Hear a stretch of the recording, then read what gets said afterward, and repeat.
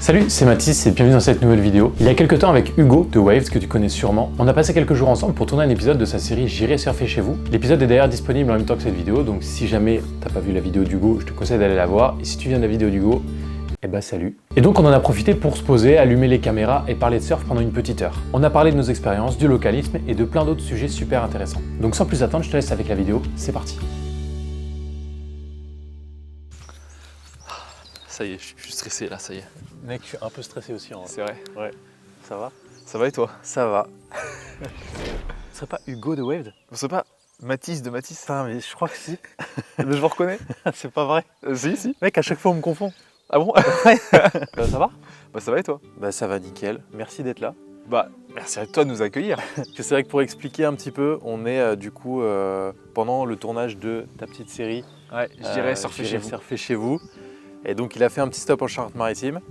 Et évidemment, je pense que cette vidéo sortira peut-être dans les mêmes créneaux. Donc si t'as pas vu la vidéo d'Hugo, je te conseille d'aller la voir. Et si tu viens de la vidéo d'Hugo, enchanté. Salut. Donc aujourd'hui, le concept c'est très simple. J'ai pas voulu faire un truc où on se prend un peu la tête ou une session basique, etc. Je me suis dit, viens, on s'assoit et on discute de surf. Ah bah avec grand plaisir. C'est un sujet qu'on aime tous les deux. Ouais. Donc je pense qu'on a des choses à dire et ça peut sûrement intéresser les gens. Ouais. Tu peux mettre ça dans ta voiture en fond quand tu as un long trajet, dans le train, dans l'avion, peu importe où tu veux. Pour commencer, comment est-ce que tu es tombé dans le surf? Bah je tiens juste avant de répondre à cette question à te remercier parce que comme tu l'as dit, ici là on est chez toi. Directement chez toi, chez tes parents, il y a les gîtes à côté. Ouais.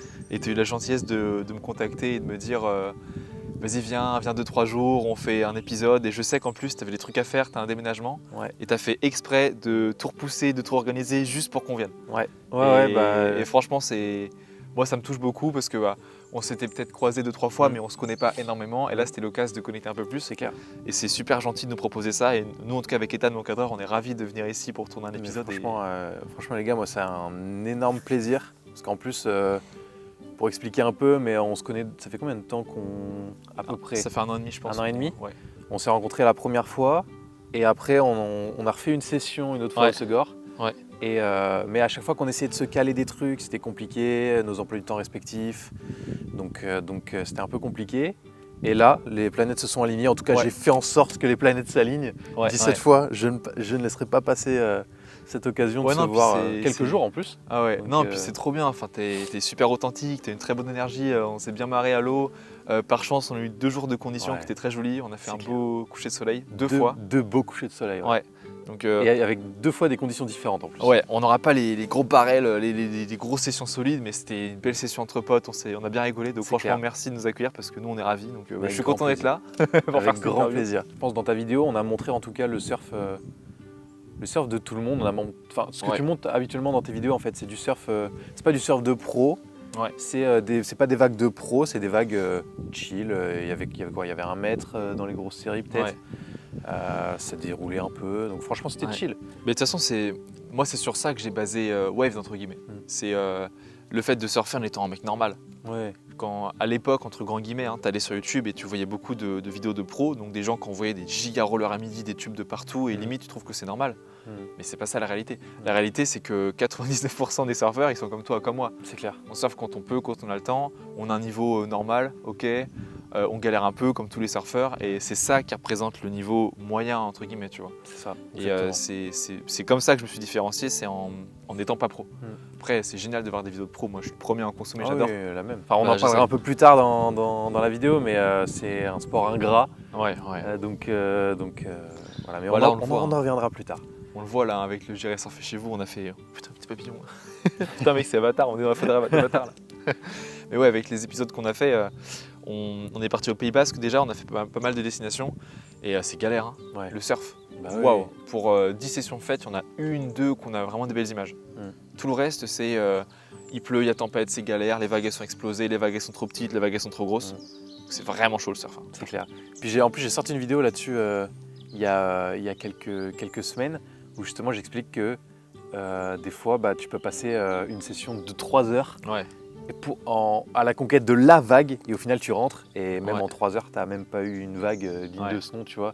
Juste une petite vague qui te Ouais. donne, qui te dit, ok, je me suis pas déplacé pour rien, je Ouais. suis pas rentré dans l'eau pour rien, tu vois. Bah, c'est comme là, on était chez Hugo à Lacano, Mhm. un gars qui a un surf, il n'a pas un surf corp mais il fait du coaching. On est resté 2-3 jours chez lui et il y a eu une session qui était énorme. Genre, Ouais. enfin énorme, j'entends par là, il y avait 1,50 m, 2 mètres de vagues un peu vénères, la barre Mhm. était pas facile à passer, il y avait du courant, il fallait bien se placer, tu vois, c'est le genre de session où tu prends une vague en 1 heure. Quoi. Mhm. Je suis resté peut-être 2 heures à l'eau, à être un peu frustré, à pas savoir où me placer, des fois c'est impressionnant et t'as pas le niveau par rapport à d'autres qui sont très très chauds dans l'eau. Mais j'ai pris une vague qui m'a refaite et cette seule vague qui a duré 15 secondes, même pas 10 secondes, a fait que tout le reste valait le coup. Ouais. Toutes les cartouches que je me suis pris là, les grosses, je me suis fait exploser, le fois où je me suis resté bloqué là dans le courant, en fait ça valait le coup, grâce à une vague de 15 secondes. C'est ça la magie du surf en vrai. Ouais, des fois tu prends une vague comme ça, Ouais. t'as un don du ciel qui Ouais. t'arrive, t'es pile poil placé au bon moment, au bon endroit. Ouais. Moi des fois ça m'arrive, je me dis bah c'est bon, je peux sortir de l'eau en vrai. Ouais c'est ça, ouais. Pourquoi je me ferais chier à rester 1 heure en plus à me faire Ouais. défoncer alors que je viens Alors qu'en d'avoir fait, la c'est vague bon, que je je suis voulais. content, ouais. Donc alors explique-moi comment est-ce que t'as découvert le surf. En gros, c'est simple. C'était il y a 3 ans et demi, un truc du genre. J'étais bloqué, entre grands guillemets. J'étais pas bloqué, mais j'étais à Paris. Je bossais en tant que freelance, donc je faisais des vidéos, pour un autre youtubeur à Paris. C'était mon métier. Et j'ai toujours rêvé de voyager. Et je me suis dit, vas-y, je vais faire de la vidéo voyage. Donc j'ai pris toutes mes économies comme ça avec mes petites mains, là, hop, j'ai tout empaqueté. J'ai acheté mon matos vidéo, mon drone, mon sac et je me suis dit qu'est-ce que je vais faire? Hop, je vais partir aux Philippines.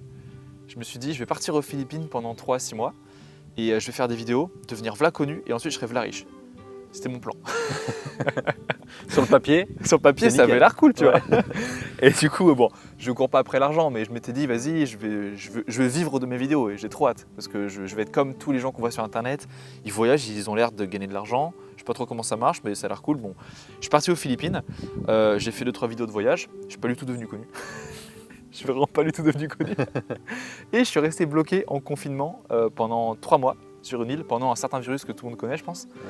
Et donc j'ai pas du tout atteint mes objectifs, mais j'ai appris à parler anglais, j'ai appris à partir en backpack, à me gérer tout seul, à me faire des amis, et surtout j'ai découvert le surf.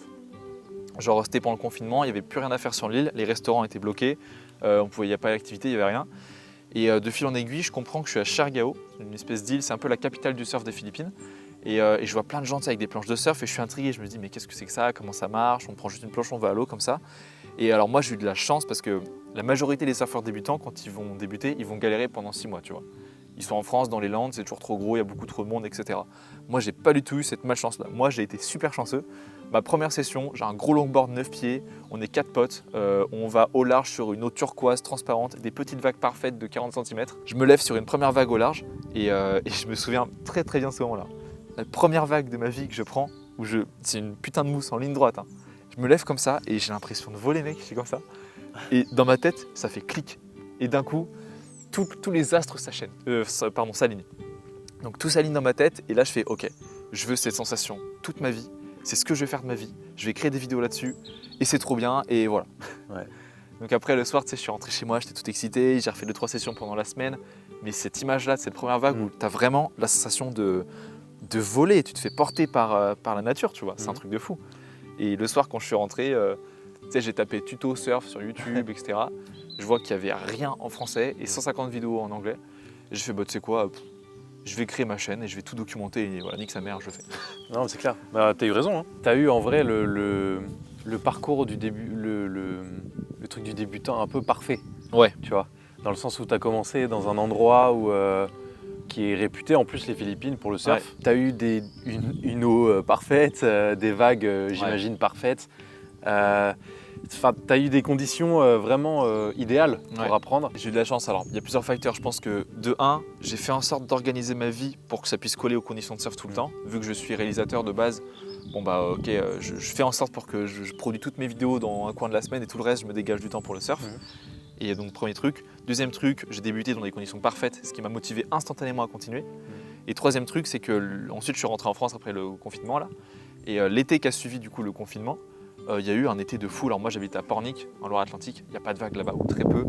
Il faut aller dans des coins un peu bizarres et tout, ça marche pas et quand ça marche, j'ai pas envie de cracher sur l'Atlantique parce qu'il y a des super beaux spots, mais c'est pas, c'est plus compliqué, tu vois, c'est pas idéal. Et l'été qui a suivi mon retour, on a eu, mais je sais pas, des conditions toutes les semaines, on pouvait surfer 3-4 fois, des conditions faciles pour les débutants. Et à l'époque, j'avais contacté un ami à moi qui s'appelle Gaspard, s'il voit cette vidéo, salut Gaspard, qui est Salut actuellement Gaspard. en Polynésie française d'ailleurs. Et Gaspard, c'est un peu mon maître surfeur, tu vois. Ok. C'est le mec que j'ai contacté, apprends-moi à surfer, une fois je t'ai vu avec une planche, ça marche comment? Et bah il m'a pris sous son aile, il m'a expliqué comment on lit les conditions. Moi j'étais là, vas-y, je vais acheter une planche, tu sais, je vais à Decathlon, je prends la plus petite, la planche blanche là, je me fais putain, je suis trop un bon surfeur, tu vois. Il m'a fait, mais non mec, t'es con, achète une grosse planche en mousse. Moi j'étais là, mais non, moi je veux pas une planche en mousse, moi je veux une vraie planche. Il était là, écoute, t'es con, achète une planche en mousse. Genre, tu me remercieras plus tard. Et j'ai acheté une planche en mousse. Et en fait, tout l'été, j'ai fait que de surfer. On se levait à 5h du mat, on faisait lever de soleil, coucher de soleil, on faisait que ça. Et tu vois, j'ai eu la chance de début facile. L'été qui suit, je peux surfer quasiment tout le temps. Et en plus, un gars qui vient à l'eau avec moi, qui est très expérimenté, qui m'apprend les bases, il m'apprend à choisir ma combi, à lire les conditions, à choisir les tailles de planche. Donc en l'espace de 6 mois, j'ai vraiment eu une entrée facile dans le surf. En vrai, le réflexe quand tu commences le surf, je pense, aujourd'hui en 2024, tu vas sur YouTube. Ouais. Tu vas sur YouTube, sur TikTok ou sur Insta et tu cherches des tutos. Évidemment, on tombe sur toi en premier parce que tu as tout un panel de... J'ai fait en sorte. Voilà, mais il faut. Hein.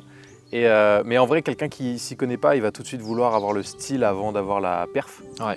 Donc forcément, il va s'orienter vers une petite board, une shortboard en 6. Alors que non. Et ça va le dégoûter très vite en fait. Mais ouais. Parce que du coup, tu vas prendre une vague sur 100. Ouais.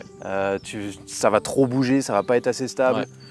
Donc quand tu n'as pas l'habitude, vraiment, c'est important de prendre des planches Ouais. longues et volumineuses pour pouvoir que ça flotte bien, quoi. Ouais, puis tu sais, quand tu as fait, je sais pas, 40-50 sessions avec ta grosse planche, là, tu as deux choix. C'est soit tu réduis la taille parce que tu veux partir en mode plus, entre gros guillemets, performance, donc apprendre à générer vraiment de la vitesse, faire des turns, etc. Ou tu passes plus sur du surf longboard. Et pour moi, c'est deux sports différents, en fait. C'est des mouvements clair. différents. C'est un surf, c'est un style de surf, comme je te disais hier, mais pour moi, c'est un style de surf.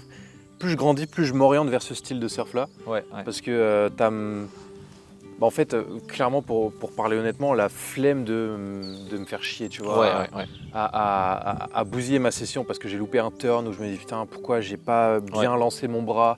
Et des fois, j'ai envie d'avoir un surf où tu vois, où je suis juste là et je glisse. Ouais. vois. Bah, comme la session d'hier. Hein. Exactement. Moi, j'étais refait. Hein. Ouais, J'ai exactement. pris, je sais pas, 22 vagues en Ouais, une heure. mec, franchement, c'est ouf. J'ai pris vague après vague et c'était des petites, mais en fait, c'est trop bien. J'avais le sourire aux lèvres quand j'ai fini la session. J'étais trop content. Ouais. Mais ça, en plus, c'est rare, hein, je trouve, que tu finisses une session, que tu sois à 100% content de toi. Je trouve que c'est super rare, en vrai. En tout cas, quand tu surfes du shortboard. Ouais. Bah, j'étais pas content de moi, mais j'étais heureux d'avoir bien surfé, tu vois.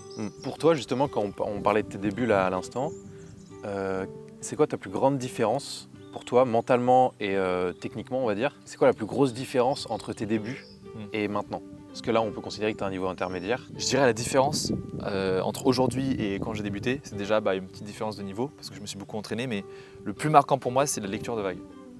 À la limite, la technique, ça s'apprend au fil du temps, etc. Mais la lecture de vagues, c'est vraiment compliqué, je trouve. Ah ouais. Genre, t'as tellement de vagues différentes, surtout dans les landes, t'as le jus et tout, faut bien se placer. En fait, pour moi, tu peux être bon en technique, mais un peu nul en lecture de vagues. Et ça se voit quand t'es à l'eau. Quand t'es à l'eau sur un spot de locaux, je sais pas, à Lacano ou dans des endroits un peu partout en France où t'as une petite communauté de locaux qui surfent là depuis 20 ans, eux, ils connaissent par cœur le spot, tu vois. C'est peut-être pas les meilleurs en technique qui vont envoyer le bras au bon endroit, le bon regard, se compresser au vent, mais ils prennent toujours toutes les vagues. Comment ça se fait? C'est parce que ils ont vu encore et encore, des centaines et des centaines de fois, les mêmes vagues en fonction de quelles conditions, du vent, et ils ont un espèce d'instinct où ils se mettent comme ça sur leur board, ils voient au loin une petite bosse, ils font ah ok, celle-là je sais qu'il va casser là, ils se décalent avant toi, et ils prennent la vague, et toi tu fais putain, mais d'où est-ce qu'il. Enfin, je comprends pas. Comment il a fait? J'étais assis là, il y avait. Enfin, quoi. Donc, pour moi, c'est vraiment la lecture de vagues. Ouais. Je suis pas encore très très bon là-dedans parce que je pense qu'il faut vraiment beaucoup d'XP et j'ai pas un niveau stratosphérique en surf. Mais je trouve que je me débrouille mieux. En fait, je capte mieux. Genre, il y a vraiment des fois des clics. Tu vas à des sessions et tu ressors et tu fais putain, je crois que j'ai capté un truc aujourd'hui. Ouais, ça m'arrive aussi. Ouais. Dans le surf, pour moi, la plus grosse partie, c'est de l'observation. Ouais. De la lecture, de l'apprentissage en fait de l'environnement où tu es, parce que tu es clairement dans un environnement t'es pas dans ton habitat naturel en vrai. Ouais. Donc il faut faire avec ce que l'océan te donne et pas l'inverse, tu vois. Ouais. Et je trouve que c'est important de comprendre ça et de comprendre, de savoir lire les vagues. Mais comme tu l'as dit, c'est une question de temps, d'expérience. Et plus tu y vas, plus tu surfes, plus tu apprends. Ouais. Puis il y a aussi beaucoup d'apprendre à lâcher prise. J'allais beaucoup à l'eau avec des attentes, Ok. genre en mode putain, demain je me lève à 5h, ça va être trop bien, je vais enfin scorer des bonnes vagues, je suis trop content. T'arrives le lendemain à 5h, c'est de la merde. Et là t'es frustré, ça te fait chier, tu vas dans l'eau, t'es pas content, tu prends une vague, je sais pas, t'es rouillé, t'as mal dormi, en fait tout te fait chier. Et j'apprends un peu au fil du temps à juste prendre ce qu'il y a à prendre et à essayer de toujours être content, peu importe les conditions. Mais ça c'est dur parce que quand tu commences à surfer, t'es tout excité, tu veux faire des trucs de fou, tu vois. Mais ça c'est vraiment, faut rester humble je trouve et rien attendre de la nature. Ouais. Mais ça c'est le plus dur aussi. Enfin, je trouve. Déjà, c'est un sport, comme on l'a dit au début, ingrat, mais dans tous les sens du terme. Ouais. Parce que ça dépend tellement de ton mental, de comment tu te sens le jour où tu vas surfer, ton état physique aussi. Ouais. Tout peut dépendre de tout et n'importe quoi finalement. Ouais, je suis d'accord. Ouais. Quelle est la vague la plus dangereuse ou la plus importante pour toi, que tu as prise jusqu'à maintenant? Ah, que j'ai pu prendre. La vague qui m'a fait le plus flipper, c'était à Vieux-Boucau. Ok. Ouais. En France déjà? En France. Dans les Landes, parce que dans les Landes, il y a beaucoup de courants, faut s'adapter. Et en fait, moi, quand je suis arrivé dans les Landes il y a 1 an, je me suis dit, vas-y, j'ai envie de développer ma chaîne. C'est comme quand tu as une start-up, tu vas à Paris, tu vois. Tu vas là où il y a le centre de l'économie, tout ça. C'est clair. Quand tu veux développer un projet sur le surf, tu essaies de te rapprocher des zones de surf. Donc je me suis dit, je vais aller au Sgor, etc. Mais avant d'aller au Sgor, j'ai atterri à Vieux-Boucau pendant une semaine ou deux. Et j'ai surfé avec mon pote Gaspard. Et ce jour-là, il y avait des grosses conditions. Et en fait, quand tu n'es pas habitué aux Landes, t'es un peu choc-barre quand t'arrives. Tu poses ta planche, tu t'aspires au large, tu vois qu'il y a de l'énergie, tu vois, ça brasse. Ouais. Genre surtout quand tu viens de Loire-Atlantique où tu vois la vague, elle est mimi, c'est tranquille. Enfin, ça dépend des spots, mais vraiment dans les Landes, je trouve qu'il y a une énergie, une poussée, tu vois, qui est plus dure. Ça rigole pas. Ouais, ça rigole pas trop. Ouais, quand les conditions sont là, ça fait pas plaisir aux mouettes. Ouais, ah ouais, non. Et même, tu sais, des fois, tu fais un petit canard et tu vois, putain, tu te fais tirer et tu fais, waouh, la vague était petite, mais je me suis bien fait tirer quand même, c'est bizarre. Tu captes que l'énergie, elle est pas pareille un peu dans les Landes. Et ouais, c'était une session à Vieux-Boucau. Il y avait quoi? Il y avait peut-être 11, 12, 13 secondes de période, je saurais plus dire exactement, mais il y avait un peu de période. Et il y avait, je sais pas, 1m80, 2 mètres, mais il y avait beaucoup d'énergie parce que c'était après une tempête ou je sais plus quoi, vent un peu offshore. Et alors, on part avec mon pote, on marche sur un banc de sable, on marche assez loin sur la plage jusqu'à trouver un petit banc de sable. Et on trouve un banc de sable, etc. Puis on voit une vague au large qui déferle et il n'y a personne.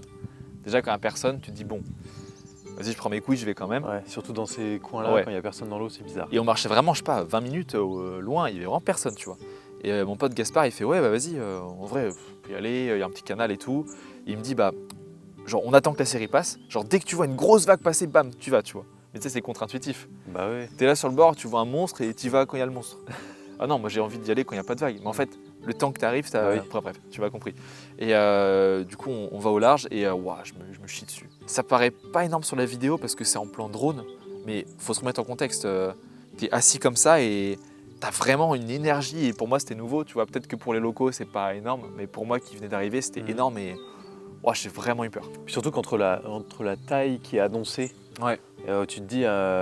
Quelqu'un qui connaît pas le surf, il se dit 1m50 les gars, ça va. Ouais. Mais en vrai, le 1m50 que tu imagines et le 1m50 en surf, quand tu es allongé sur ta planche ou assis face à la vague, ça fait un peu peur. Ouais, en vrai. Ouais, puis t'as 1m50 et puis t'as 1m50. Voilà. T'as le 1m50 un peu mou, tranquille, voilà. Puis t'as 1m50 creux. C'est pas pareil du tout. C'est pas pareil. Puis t'as le 1m50 quand t'as 8 de période où voilà, ça pète de partout, voilà. Puis t'as 1m50 quand t'as 13 de période. C'est vraiment pas du tout pareil. T'as vraiment de l'énergie et si t'as le malheur de te retrouver sur la zone d'impact, il faut vraiment creuser loin avec le canard. Et ouais, franchement, du coup, j'ai pas pris de vague. Franchement, j'ai pas eu les couilles. J'étais assis sur la planche comme ça, tu vois. Je regardais les trucs passer. Donc mon cœur il battait super fort et j'avais même pas les couilles de sortir de l'eau. J'avais trop peur. Je me suis dit, mais je fais quoi? On va prendre une mousse en fait. La mousse, elle va me propulser, je vais me noyer. Pas possible. Ouais, non, mais je me suis déjà retrouvé dans cette situation aussi. Où ça? Ici. Pas très loin de là où on était hier. Okay. Et un jour, c'était une sortie de houle de tempête aussi. Il y avait un bon 1m80. J'étais tout seul dans l'eau. Et comme un con, j'y vais. Et à l'époque, j'avais une toute petite DHD en 5-10. 27 litres, mec. C'est un avion en papier, hein, le truc. Et je prends une vague trop content. Et au moment de repasser la barre, je me fais piéger au point d'impact. Mec, la série, pour moi, elle a duré 2 heures. Alors que ça a clairement pas duré 2 heures. Mais ça m'a. Heureusement que mon leash n'a pas cassé, mais mon leash aurait cassé, je serais mort, clairement. Ouais. Si tu veux, ça fera une autre anecdote. J'ai eu une autre grosse frayeur aux Philippines cette fois-ci. Okay. J'étais sur un spot qui s'appelle Stimpies. Tu prends un bateau, tu fais 20 minutes de bateau, tu arrives au large, tu as un caillou au plein milieu de l'océan là, et là tu as une vague, tu as une belle gauche. Et c'était un jour où il y avait vraiment des grosses vagues. Tu avais tous les très bons surfeurs de l'île qui étaient là, mais c'était fat, tu vois. Un spot de riff. Et tu sais, dans tous les trucs comme ça, là, genre dans les îles, tout ça, tu as toujours. Les séries, c'est pas pareil. Genre, t'es au pic. Moi, j'étais un peu plus loin parce que je voulais pas. Tu sais, je venais d'arriver, j'étais pas hyper serein, j'avais peur de prendre une vague. Et tu avais des fois des séries et je voulais même pas être dans la zone d'impact des potentielles séries. J'étais hyper large, tu vois. Mais au bout d'un moment, au bout de, je sais pas, 30 minutes à être assis, je me lance sur une vague, je prends la confiance, je me lance sur une deuxième vague. La confiance, je me dis, ok, bah c'est cool. Du coup, je me rapproche un peu de la vraie zone de déferlement. Je prends le 3 vagues, je me fais, ok, bah en fait, je suis capable de le faire. Je peux surfer ça. Et au bout d'une heure, tu sais, stressé, être décalé, prendre une vague, stressé, être en stress, et rien. Je suis toujours assis au line-up et là, je vois la série, mais c'était. Parmi toutes les séries, c'était la série de la série, tu vois. Okay. C'était la bombe. La giga turbo vague, mais qui pète tellement large, mais tellement loin, que même ceux qui étaient plus loin, ils peuvent pas y échapper, tu vois. Et moi, je suis là, je vois, ok, c'est ma sentence, c'est ma rédemption. Je vais mourir. Allez, salut. Mais je te jure, genre, je vois un monstre, mais je sais pas, ce jour-là, peut-être qu'il y avait 2 mètres, 1m80, 2 mètres de vague. Et là, t'avais, mais je sais pas, la série, c'est 3 mètres 10, 3 mètres 4. Mais c'était énorme. Ouais. Genre vraiment, je me suis chié dessus. Et je vois tous les mecs, même les gars hyper chauds en surf, ils lâchent tous leur board. Personne fait un canard, c'est trop gros en fait. Ouais. Et moi, franchement, je vois le truc arriver sur moi, je vois un raz de marée là. Je balance ma board, je fais, bon, bah, de toute façon, perdu au pire, je perds ma board, je perds mon pied, je m'en fous. Hop, je fais ça, je plonge sous l'eau. Et finalement, bah, je passe au travers, je me fais retourner 20 fois. Et là, je fais ok, je me casse. Ouais. Je suis reparti au bateau, la queue entre les jambes. J'avais trop peur. Mais, les sessions qu'on suivit, j'étais là, putain, c'est petit en fait. Ouais, mais en fait, c'est ça. Moi, c'est ça que je trouve bien aussi, c'est que des fois, on n'a pas envie d'aller se mettre dans des vagues qui sont trop grosses pour nous, ouais. Ou en tout cas qui ont l'air trop grosses pour nous. Ouais, on n'a pas envie de se faire éclater. Mais je pense que pour vraiment bien progresser en surf, si vraiment tu as un objectif à atteindre en termes de niveau, il y a un moment où il faut se faire violence. Ouais. Faut se faire violence et il faut se faire démonter un peu, quoi. Ouais, je suis d'accord. Pour moi, c'est inévitable. Tu vois, là, comme tu viens de dire, tu y allais, c'était gros, t'as rien pris, enfin quasiment. Ouais. Tu t'es fait démonter, t'es rentré, mais quand t'es retourné surfer plus tard, tu t'es dit, ouais, ok, en fait, bah ça c'est easy en fait. Ouais. Mais c'est pas mal hein, des fois de faire des sessions où juste tu vas à l'eau et tu prends rien. Ouais, non, clairement pas. Tu vas, t'observes, tu progresses pas en technique, mais tu vas progresser en aisance dans le milieu aquatique, en lecture de vagues un peu. Tu vas voir les autres prendre des vagues à côté de toi, tu vas faire ok, il se place là et tu repars, t'as rien pris, mais t'as calibré un peu ta peur et tu vois, c'est très bien ça. Ouais, non, moi ça m'est déjà arrivé aussi hein, et pourtant je fais du surf depuis que je suis gamin. Ouais. J'ai jamais pris de cours, donc j'ai tout appris en autodidacte. Ouais. Combien de fois ça m'est arrivé de faire des sessions où juste je regardais, où juste j'étais sur la plage et je regardais les autres faire. Combien de fois ça m'est arrivé? Et au final, ça apprend de ouf parce que du coup, tu observes, tu es là, tu regardes comment ça déferle, ça part en gauche, ça part en droite. Ok, lui, il est parti là, il a fait ça, il a balancé son bras, il machin. Faire du surf, c'est pas juste prendre sa planche, aller dans l'eau. Ouais, non, mais il y a toute une partie peur, stress. Ah ouais, il y a un arbre, t'as ta planche vague. Toi, aller dans l'eau et tu as tout un arbre en dessous. Ouais, je suis d'accord avec toi. Toi qui as voyagé, du coup là tu parlais des Philippines. Ouais. Pour toi, c'est quoi la meilleure destination que tu as faite là, en termes de surf? En termes de qualité de vague, l'Indonésie, je pense. Alors après, honnêtement, en France, on est trop bien. Ouais. Franchement, le meilleur spot, c'est celui qui est le plus proche de chez toi, en général, parce que tu le connais par cœur. Voilà.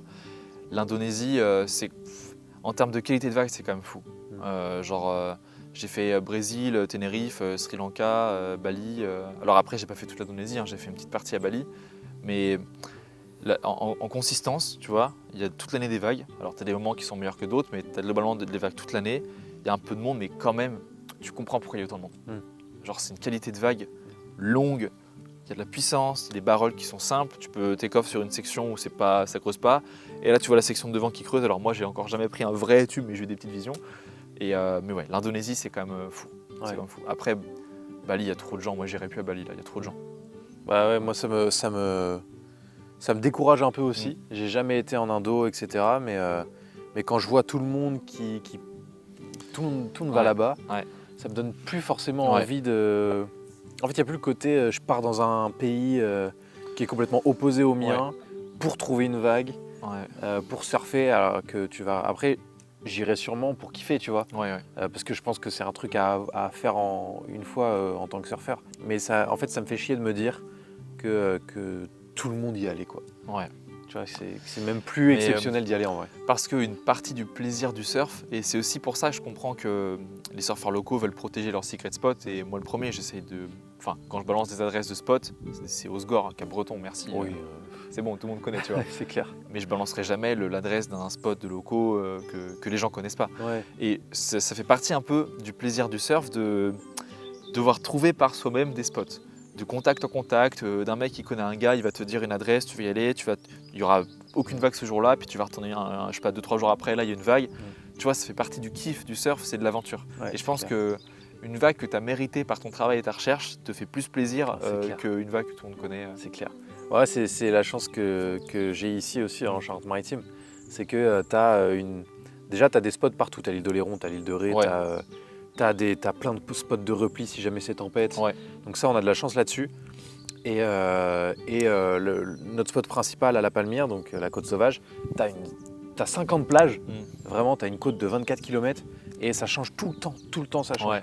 Donc vraiment, tous les ans ou des moments où tu te dis, il faut quand même aller chercher, voir si ça marche ici, parce que l'année dernière ça marchait là, mais tu sais qu'il y a eu beaucoup de tempêtes, donc peut-être que ça a évolué, tu sais pas trop. Et ça, le truc de chercheur de vagues, tu vois, chasseur de vagues, ça je trouve ça kiffant, je trouve ça trop kiffant. Je suis d'accord. Qu'est-ce que tu penses de l'évolution là du monde du surf? Avec nous, ce qu'on fait en termes de vidéos qui commencent quand même à émerger, avec les JO en plus, ça c'est un peu, le public s'est élargi. Comment tu vois ça sur le futur? Pour ceux qui vont regarder ça, c'est juste c'est un avis, c'est une vision. Tout le monde a ses avis. Moi, j'ai mon avis. Hugo, il a son avis. Toi qui regardes, tu as ton avis. Et je pense qu'il faut accepter l'évolution. C'est comme n'importe quoi. Déjà, par rapport à l'ambiance globale du surf, je trouve qu'elle est pas folle.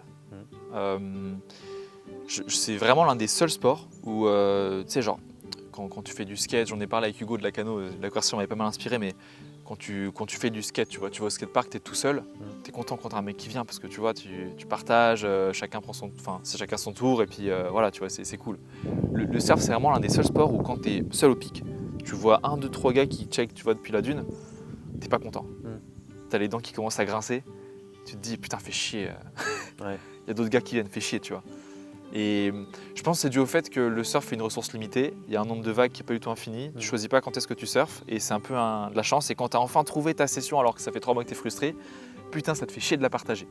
Alors que pourtant, le surf c'est un truc de fou à partager. Moi mes meilleures sessions, c'est quand je suis avec des potes. Grave. Tu vois la session d'hier, je suis content d'être avec vous parce que on s'en souvient tous les trois, on s'est tapé des grosses barres, Ethan il t'a drop sans faire exprès, on s'est trop marré, tu vois. Je te jure, ça revient vraiment partout.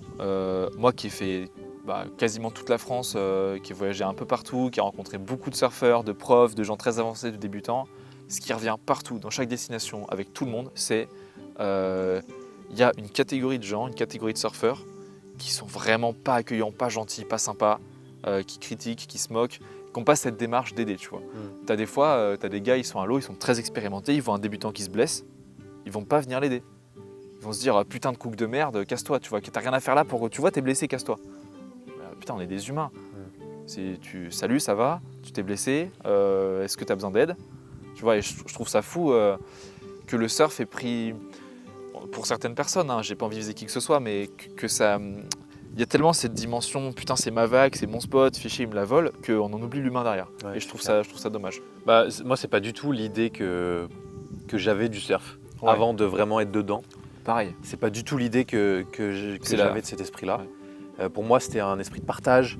C'était tout le monde est cool, tout le monde est détente. On est tous un peu potes parce qu'on partage le même truc. J'ai la chance ici, encore une fois, je trouve que le localisme, là où je suis, il est beaucoup moins présent que dans d'autres régions de France. Moi, déjà, ça m'est jamais arrivé d'être con avec quelqu'un dans l'eau, tu vois.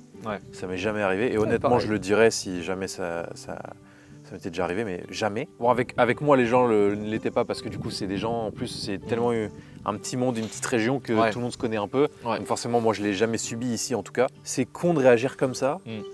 Parce que, tu vois, par exemple, tu parles d'un débutant qui se blesse dans l'eau, mais la blessure, elle peut arriver autant à un mec expérimenté qu'à un débutant. Puis c'est une zone dynamique. Je veux dire, tous les surfeurs, débutants, avancés, intermédiaires, tout ce que tu veux, pro, se sont toujours, à un moment ou un autre, retrouvés dans une situation où il a gêné quelqu'un. C'est clair. Tout le Tous. monde. Mais oui. Après, pour faire l'avocat du diable, je comprends la réaction de surfeurs qui veulent pas qu'on documente leur spot, leur spot entre gros guillemets, qui veulent pas qu'on partage trop d'infos parce que voilà, faut pas non plus promouvoir des petits spots protégés, puis le tourisme s'empare de tout, mais je pense que c'est des choses à faire avec respect. Tu vois, moi, je prends le parti dans mes vidéos de jamais montrer des spots secrets, ou quand j'en montre, je montre que la vague. Je fais en sorte de juste montrer la vague, on peut pas reconnaître ce qu'il y a autour, et je documente que les spots qui sont déjà très connus. Voilà, je pense pas que ça soit hyper grave, et au contraire, dans mes vidéos, je dis souvent, ce spot-là, il est pour les surfeurs avancés. Prends du niveau avant d'aller là, prends une planche en mousse. Hein. En fait, il y a une masse de gens qui vont se mettre au surf, de toute façon. Donc autant que cette masse-là, tu la prennes et que tu la diriges au bon endroit avec le bon équipement. C'est clair. Moi, je dis pas aux gens, je sais pas, va en Indonésie alors que ça fait un an à peine que tu surfes, prends un shortboard et va à Uluwatu et éclate-toi. Tu vas non. Chaque jour en son temps, prends une planche en mousse de gros débutants, là, tu fais ça pendant 2 ans, tu prends 1 milliard de mousse. Ouais. Quand tu es à l'aise, tu réduis un peu ou tu prends un longboard, je sais pas, mais faut axer les gens, tu vois. Je peux comprendre aussi que faut protéger certaines petites vagues secrètes et tout. Ouais. Ça, en vrai, je trouve ça normal. Ouais. Mais par contre, de là à insulter ou à waxer les voitures des gens, j'en sais rien. Moi, ce qui m'énerve, c'est un peu cette contradiction, tu vois. Moi, j'ai un peu une théorie. Je t'écoute. Je pense que tu vois, c'est comme l'autre jour, on était à Hendaye. Il y a un basque ou je sais pas qui là qui nous a gueulé dessus, il nous a hurlé dessus, mec. Hein. On a pris une vague en longboard, c'était des vagues de 30 cm, toutes petites, vraiment. Ça, je te jure. On prenait des petites vagues en longboard avec le mec qui nous hébergeait, Kevin. Et le mec nous a gueulé dessus du moment où on a pris la vague loin derrière lui jusqu'au bord. Ensuite, il est venu chercher Kevin, il a commencé à l'insulter, enfin pas l'insulter, mais à l'embrouiller quoi. En mode ça fait 30 ans que je surfe ici, etc. Moi, ma théorie, c'est que les gens qui se comportent comme ça, c'est des gens, ils n'ont que le surf dans leur vie. Ils n'ont que ça. Ça fait 30 ans, ils font que du surf, ils respirent que surf, ils parlent que de surf. Ils ont peut-être un métier à côté ou je sais pas quoi, mais en fait, le surf, c'est toute leur vie, tu vois. Donc forcément, ils se vénèrent au moindre petit truc, ils sont pas contents. Et c'est dommage, en fait. C'est pas des gens qui ont une ouverture d'esprit. Au contraire, c'est pas eux qui ont l'esprit du surf. Ouais, c'est clair. J'ai rencontré des coachs assez connus en surf qui ont, eux, pour le coup, entraîné des gens de ouf, qui ont un putain de niveau. Mais en fait, c'est des gens qui sont éduqués, qui parlent bien. Ils sont ouverts d'esprit, ils comprennent, ils sont adorables. Ils accueillent avec bras ouverts les gens comme moi, par exemple, qui font des vidéos et qui essaient d'axer les débutants, parce que les pro surfeurs, ils font pas de vidéos comme ça. Oui, c'est clair. Je sais pas si c'est parce qu'ils veulent garder un secret ou juste qu'ils n'ont pas le temps, etc. Et il faut bien qu'il y ait quelqu'un qui fasse des vidéos pour les débutants. Alors moi, j'essaie de faire mon mieux, tu vois. J'ai même passé ma formation de prof de surf, Lisa, là. J'ai fait en sorte de faire les choses bien. J'ai fait un truc quali, je fais des tutos où je me renseigne énormément. Et je dis des trucs très basiques. Je comprends un peu toutes les visions, mais je pense qu'il faut d'abord faire venir l'humain avant tout. Ouais, c'est clair. Il faut arrêter de prendre le surf trop au sérieux. Ouais, genre ça reste des gars sur des planches dans l'eau, tu vois. Les gens à qui j'ai eu affaire qui étaient relous dans l'eau, c'était clairement une tranche d'âge, on va dire à partir de 40 ans, quoi. Ouais, bah pareil. Moi, ce qui m'énerve, c'est que, par exemple, dans le Pays Basque ou dans les Landes, les mecs, il n'y a plus de priorité qui existe. C'est lui, il vient d'ici, donc tu me laisses prendre ma vague. Ouais. Et moi, j'ai eu ce sentiment à Anglette, où j'allais souvent surfer avec des potes à Anglette, et là, je me suis retrouvé à devoir y aller tout seul, parce que ça arrive aussi. C'est plus chiant, mais ça arrive. Et j'ai vraiment ressenti le truc tous les locaux, ils m'ont regardé, ils m'ont dit « Ok, on va attendre de voir comment il se démerde. Ouais. Et une fois qu'on voit qu'il sait prendre des vagues, vas-y, tu peux venir prendre des vagues, partager le pic, tu vois. Ouais. Mais sinon, t'es obligé de te démerder dans le short break, quoi. Après, je les comprends un peu parce que, encore une fois, je fais l'avocat du diable, mais il y a aussi beaucoup de surfeurs débutants qui prennent pas le temps de prendre ne serait-ce qu'un cours, se renseigner, regarder des vidéos, qui prennent la première planche venue, qui voient des vagues et qui vont au large. Tu vois. Je comprends un peu. Je pense aussi que le rôle des surfeurs débutants, c'est de se renseigner quand même. Oui, c'est clair. Ce que j'aime bien, c'est j'arrive dans l'eau, tout smile, je suis content, j'ai une bonne session qui m'attend. Je dis bonjour à tout le monde. Ouais, tu vois, je dis bonjour à tout le monde. À chaque fois, si par mégarde, parce que comme on le disait tout à l'heure, ça arrive à tout le monde, tu drops quelqu'un Tu le fais pas gaffe qu'il ait lavé la prio sur toi, machin, tout ça. Un petit ça va, désolé. Un petit geste, tu vois, un petit mot, un petit geste, ça m'est... Ça m'est déjà arrivé qu'on me dise bonjour et tout, voilà, Oui, c'est oui. cool. Mais moi, je me souviens des sessions dans les Landes, une fois aux Estagnos, je prends une vague, je me rends compte qu'en fait, il y avait un gars, il sort de la mousse, tu vois. Genre, je l'avais pas vu, tu vois, je regarde à droite s'il n'y a pas un gars qui est déjà sur la vague, et il y a une grosse masse de mousse, et je me dis, bon, bah, il n'y a personne. Du coup, je prends la vague en me disant qu'il n'y a personne. Et quand je ride, j'entends un bruit et je vois que le mec est derrière moi. Donc, je sais pas s'il a pris la vague après pour me couper la route ou s'il était déjà dedans. Mais donc, je pars, mais tu sais, je sais pas, tu sais, le stress, le mec qui te surprend et les petits mouvements et tu tombes en arrière. Et du coup, bah, moi, tu vois, j'ai dit, ok, j'ai peur de lui avoir envoyé ma borne dans la gueule. Je lui dis, ça va, t'es pas blessé? Première réflexe, je dis ça. Et le mec, il me regarde, t'es sur mon chemin. Non, mais enculé, c'est bon. Genre juste un petit non, t'inquiète et tout va bien. Ouais, voilà, moi, ça m'est arrivé que des mecs me drop et que je savais que c'était un peu intentionnel, ils voulaient la vague. Et à la fin, ils tombent et je sais pas quoi, et je fais, et le mec, il fait, oh, je suis désolé, etc. Je fais, mais c'est pas grave. Oui, non, moi, Ouais. pareil, je dis t'inquiète, c'est pas grave. Qu'il y ait un peu de localisme et tout, ça, en vrai, je peux comprendre. Par contre, il ne faut pas que ça enlève, comme tu disais, le côté humain ou le bonjour, le smile, le sourire. Il y a pas mal de choses que je comprends, mais moi, la limite, c'est on reste des humains, on fait attention, on est en sécurité. Voilà. Ouais, et puis c'est rassurant pour tout le monde, surtout pour ceux qui débutent, si on est plein et qu'on on peut compter, même si on connaît pas ces gens-là, on peut compter que s'il arrive un truc, ça reste un sport extrême. Et que s'il arrive un accident ou quoi, on peut compter sur les autres qui sont dans l'eau avec nous, en fait, tout simplement. Qu'on soit débutant ou pro, ou intermédiaire ou avec un niveau. Je trouve que c'est important de pouvoir compter si jamais il a un truc. Quoi. Et ça, je pense que ça doit arriver, mais pas souvent. Ouais, je pense.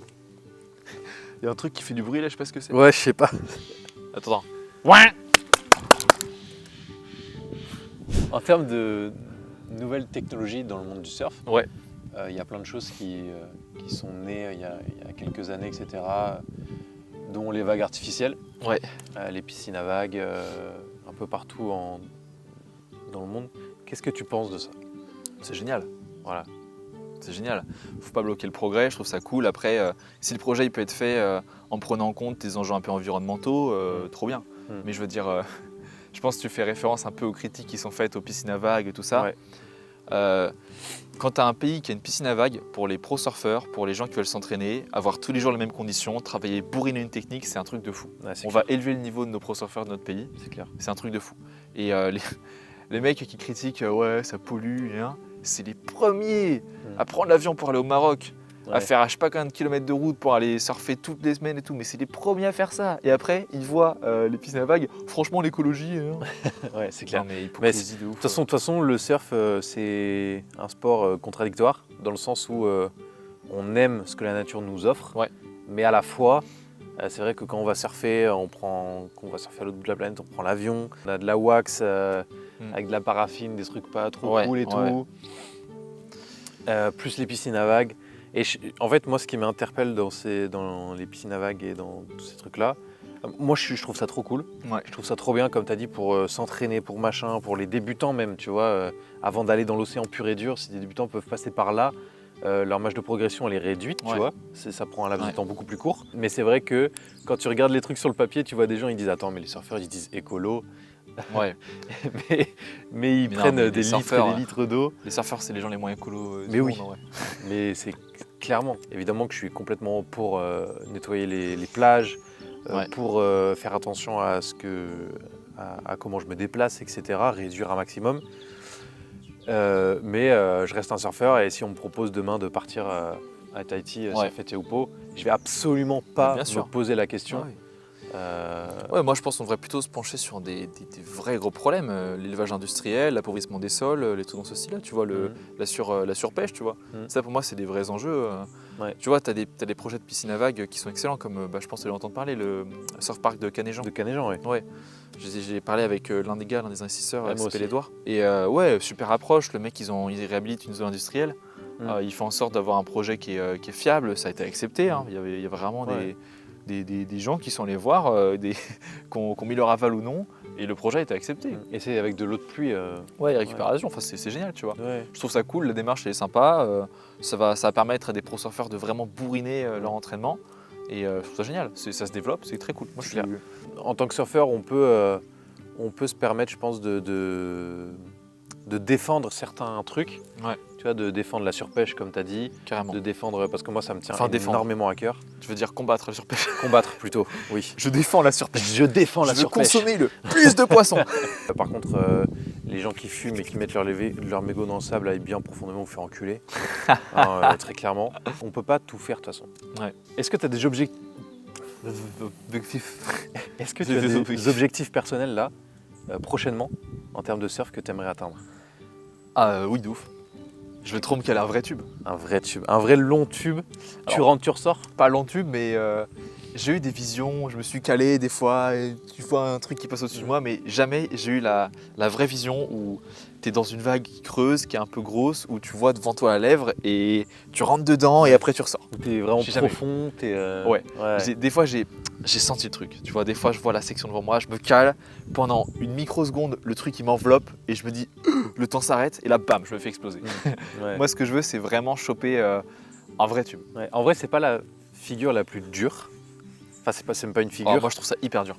Oui, mais à la fois, déjà, c'est hyper dur dans le sens où il faut que tu aies les conditions adaptées. Ouais. Il faut que tu aies les vagues adaptées.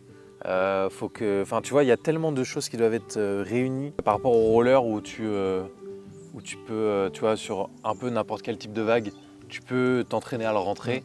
Un tube, c'est vraiment... faut avoir les conditions, faut avoir la vague. Moi ce que je semble avoir compris, je suis pas sûr, hein, mais une fois que tu as pris 2-3 tubes, t'en prends plein parce que tu as capté. Ouais. Mais le moment de capter, ça prend vraiment du temps. Ouais, je suis d'accord. Genre, tu as des gars, à chaque session, ils te trouvent toujours la section, ils savent comment faire. Ouais. Mais avant d'en arriver là, ça peut te prendre 10 ans, tu vois. Hmm. J'ai fait les tentatives, mais je te dis, à chaque fois dans les Landes, c'est gros, il y a du courant et tout. C'est pas facile de se prendre un tube dans les Landes, je trouve. Ouais. Les tubes faciles, ça doit être, je pense, en Indonésie, où tu peux take off sur une section qui est molle, et tu vois devant toi, tu vois que ça va creuser, et hop, tu t'accroupis, et ça passe au-dessus de toi, et puis tranquille, tu vois. Alors je dis ça comme si j'ai fait, c'était facile, non, je l'ai pas fait. mais en tout cas, de ce qu'on m'a dit, de ce que j'ai pu voir, ça semble être plus facile comme ça. Et pour terminer, si quelqu'un est dans ta position d'il y a 3 ans et demi là, et qui veut commencer le surf, qui regarde ça, qu'est-ce que tu lui donnerais comme conseil? Oh, prends ton temps, direct. Pas rusher, mettre son ego un peu de côté, prendre ce qu'il y a à prendre, mais prendre son temps. Pas commencer avec une board qui soit minuscule. Pas se dire vas-y, parce qu'en fait quand tu prends une planche petite alors que ça fait 1 an que tu surfes, t'as l'air juste stylé sur la plage, et le moment où tu te mets à ramer, C'est clair. là d'un seul coup c'est plus pareil. Non, moi c'est... si je devais dire un conseil, alors après voilà, je dis ça de mon niveau actuel, hein, je suis pas un grand coach, je suis pas hyper expérimenté, j'ai un niveau moyen, mais de ce que j'ai pu voir, ça serait prends un gros paquebot là, un gros longboard ou une grosse planche en mousse, tu te fais la main dessus. Déjà, tu règles ton take-off, tu règles ta technique, ton regard. Dès que tu te sens à l'aise, tu réduis un peu ou tu pars sur de longboard. Et là, après, tu vas un peu au large, etc. Mais c'est vraiment prendre son temps. C'est étape par étape. Ouais. De toute façon, le surf, c'est beaucoup de patience, beaucoup d'observation, beaucoup de technique. Ouais. Et en fait, une fois que tu as compris tout ça et que tu sais que ça va être étape par étape et qu'il faut y aller pour progresser, il faut aller surfer, même si ça va te décevoir, c'est sûr et certain. Mais voilà, c'est du temps et faut juste y aller pour apprendre. Faut surfer. Puis, pour moi, je pense qu'il faut de la pratique, beaucoup de pratique, mais il faut aussi de l'analyse. Il faut y aller avec un esprit critique. Le soir, tu rentres, tu regardes des vidéos, tu peux voir les tiennes, les miennes, tu regardes des pro surfeurs, tu essaies de capter où est-ce qu'ils take off, comment ils sont leurs bras, etc. Il faut analyser en fait. La pratique ne suffit pas. Pour moi, il faut vraiment essayer de comprendre, de capter des choses. Moi, j'ai pris du temps à comprendre que la génération de vitesse, c'était des petits sauts. Au début, je pensais qu'il fallait pomper comme ça. Là. En fait, non. Bas de vague, tu t'es compressé et hop, tu sautes en haute vague. Haute vague, tu te fléchis pour descendre, hop, tu ressautes, tu vois. Et ça, je l'ai compris en rentrant chez moi, en analysant comme ça des vidéos, en faisant ah putain, en fait, je comprends en fait. C'est en fait, un petit cycle. C'est des zigzags. Voilà. Puis en fait, les manœuvres, c'est que de la génération de vitesse plus en fait. Ouais, c'est ça. C'est ça les manœuvres. Exactement. C'est tu sautes, t'envoies le bras, et c'est plein de trucs comme ça, tu vois. C'est ça. Mais ça prend du temps à capter et ça pour moi c'est pratique, pas rusher et analyser. Tu vas analyser, si tu peux trouver un pote, je sais pas, un pote qui a un meilleur niveau que toi, tu vas avec lui. Si tu as des coachs autour de toi, des surf camps, des gens que tu fais confiance, tu peux aller avec eux. Tu peux regarder aussi des vidéos, mais pour moi c'est pratique, esprit critique et analyse et prendre son temps. Et tu peux aussi prendre des cours de surf. Correct. parce que ça existe encore. Et oui. Donc je pense qu'il faut les soutenir. Et il ne faut pas y aller Ouais, je suis en d'accord. mode ouais, ça va le faire, tranquille. Ouais. Je pense que c'est important. Écoute, merci beaucoup Bah, merci à toi. d'avoir pris le temps de pouvoir discuter un peu de surf. Je trouve ça trop cool. Avec grand plaisir. Merci à toi de m'accueillir avec Ethan. Et je suis trop content d'être ici. Pensez à vous abonner à Waves. Pour ça, vous abonnez à Baptiste. Merci beaucoup, mec. Je t'en prie. Allez, bisous. On a conclu. Ciao. Je l'ai closé. Il m'a closé.